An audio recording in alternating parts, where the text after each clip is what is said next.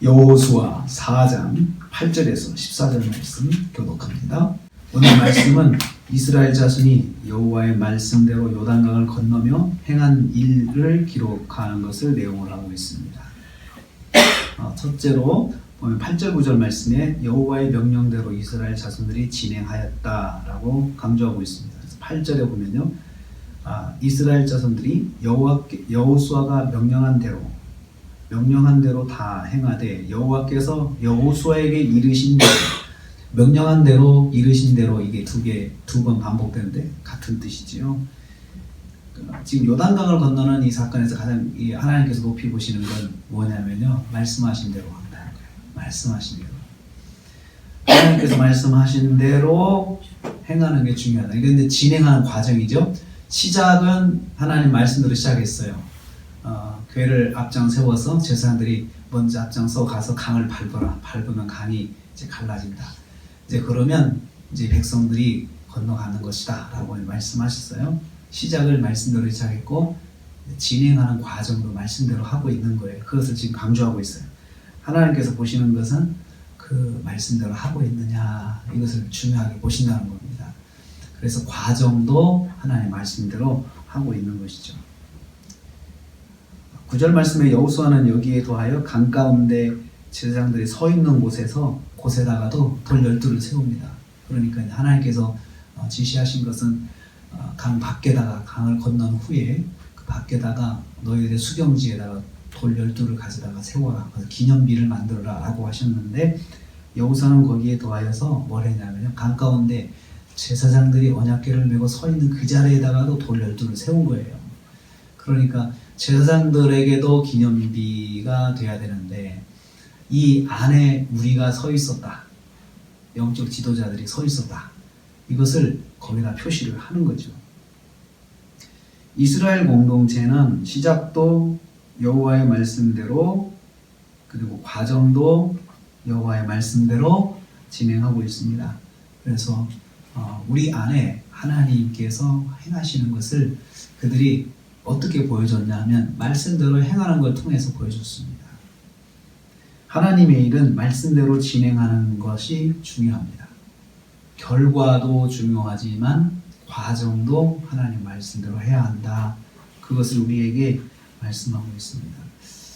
그런데 이 진행하는 과정을 가만히 보면 강 가운데를 건너가고 양쪽에 물벽이 서 있잖아요.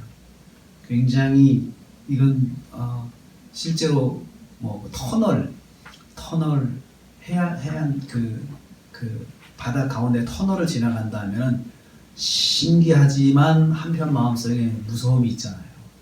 근데 그것은 이 터널처럼 이렇게 유리로 보호하는 그 물벽이 아니고 그냥 실제로 그냥 물벽 자체가 서 있는 게 옆으로 느껴지는 거죠. 만지면 되는 거예요. 그런 그 가운데를 지나가면서 한편은 굉장히 두려웠을 것이다 라고 생각을 합니다. 그런데 그런 가운데서 제사장들과 백성은 각각 맡은 일에 충성해요.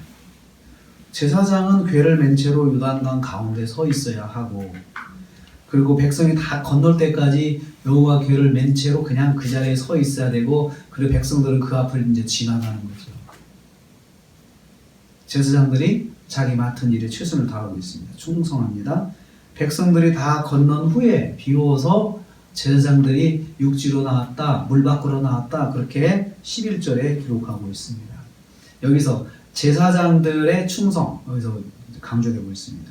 그리고 세 지파가 11절에 12절에 나오는데, 루벤, 갓, 므낫세 반지파는 이 사람들은 무장하고 선발대에서 선봉에 섰습니다. 무장 맨 앞에 건너가면서 이제 가는데 이유가 있죠. 그들은 강 이쪽 건너기 전 그 땅을 분배를 먼저 받았는데 조건이 선봉대에 서가지고 가나안 정복이 끝난 다음에 돌아와서 이 땅을 자기들이 받겠다라고 한 약속을 지키는 것입니다.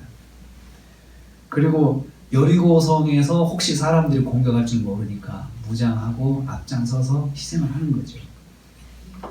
그리고 자기들이 약속한 대로 실천하는 것입니다. 그래서 여기 말씀에서 보면 10절 11절 말씀 보면 영적 지도자는 자기 맡은 일에 끝까지 최선을 다하고 백성들도 자기가 맡은 일, 자기가 해야 할 일을 또 최선을 다해서 하는 것입니다.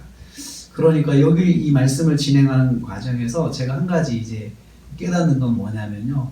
결과적으로는 14절 말씀에 여호와께서 여호수아를 크게 하셨다라고 결론을 냈거든요.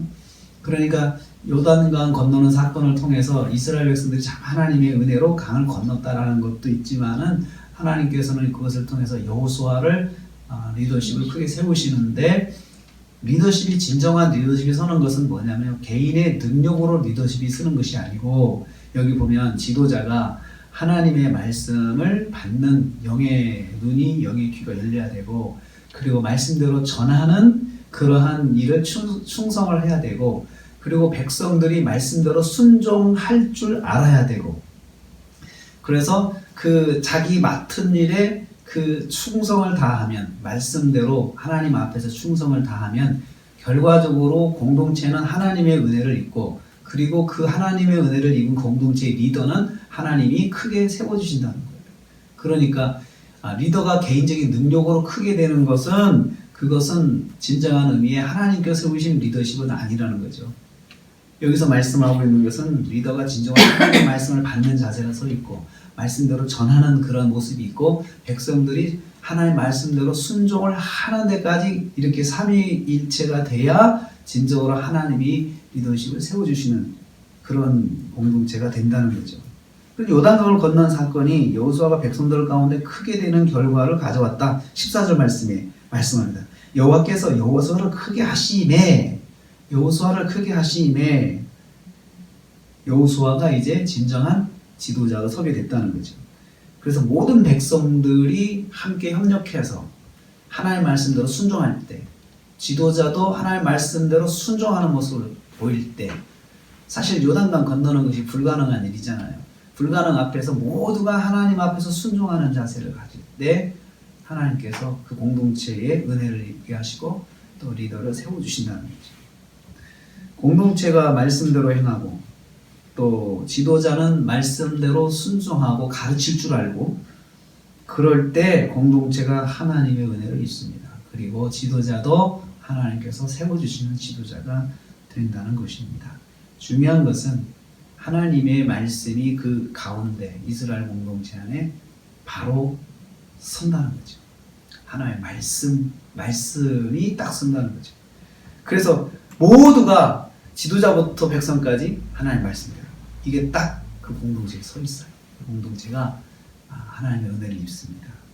오늘 우리가 하루를 사는데요, 하나님의 말씀대로, 하나님의 말씀이 이거지, 항상 우리가 그게 먼저 서 있으면 하나님께서 반드시 은혜를 베풀어 주십니다. 오늘 하루 사시면서 우리가 하나님의 말씀이지, 이 말을 생각하면서 결정하실 때 하나님의 말씀대로, 이것이 하나님의 말씀이지, 그러니까 순종하자. 물 가운데로 들어가라 하더라도 하나님의 말씀이지 라고 순종해서 하나님의 은혜를, 정말 큰 은혜를 입으시는 하루가 되시기를 주님의 이름으로 축복합니다.